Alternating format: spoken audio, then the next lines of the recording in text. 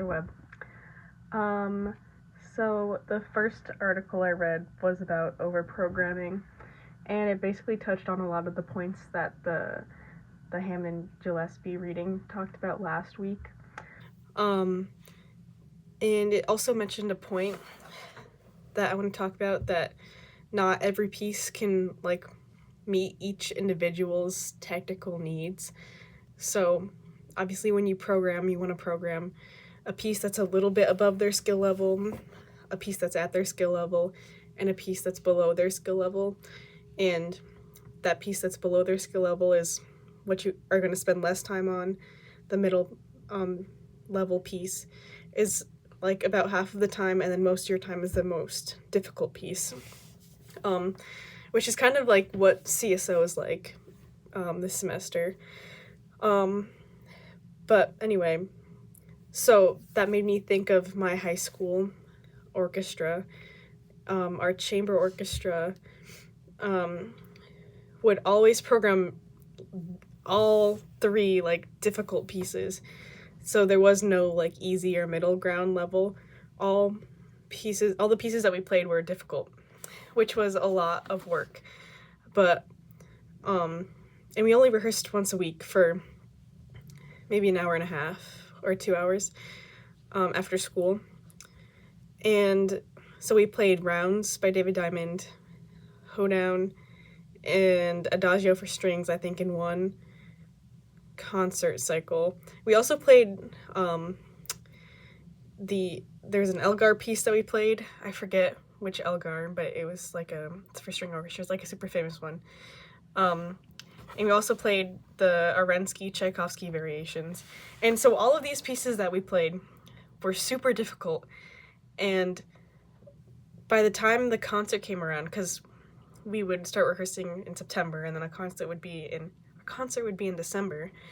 But honestly, I think if you have an orchestra that is dedicated enough and you have been running a program for a while, I think it's possible to program these kind of short pieces, but are somewhat difficult for them to perform, only if you know your orchestra has the potential to do it.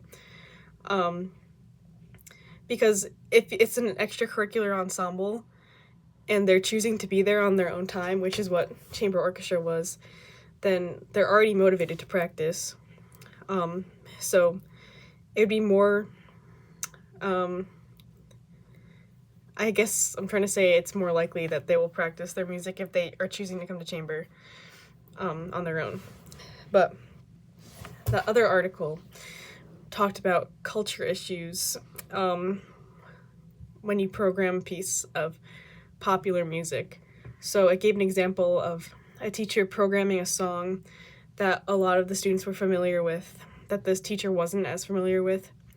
And the students were complaining about how it doesn't sound the same as the original piece of music. And the rhythms are wrong and things like that.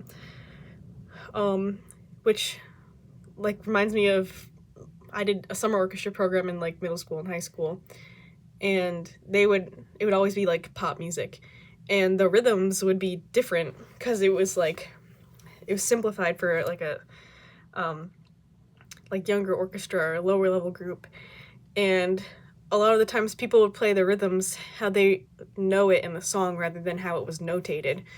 So the article talked about how you can engage in conversation with your students about how this is an issue, and how sometimes composers will change music in order to fit an ensemble or a group, and you could talk to them about how this is maybe not preserving the validity of the original piece of music or the culture that the piece of music comes from. Just in being honest with your students about that kind of stuff would go a long way.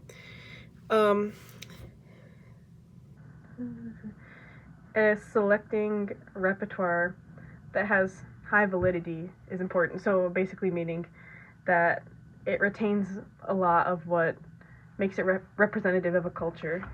So again, if you're programming pieces of popular music that students are familiar with, maybe double checking, like, is this really a good representation of what I want my students to be performing and learning about in my orchestra, or is it kind of like a ripoff for the composer to make money of a song that kind of throws away the actual culture of the original piece just so, they can profit off of it for their own benefit instead of paying tribute to the original composer and the actual culture that they're arranging the song to.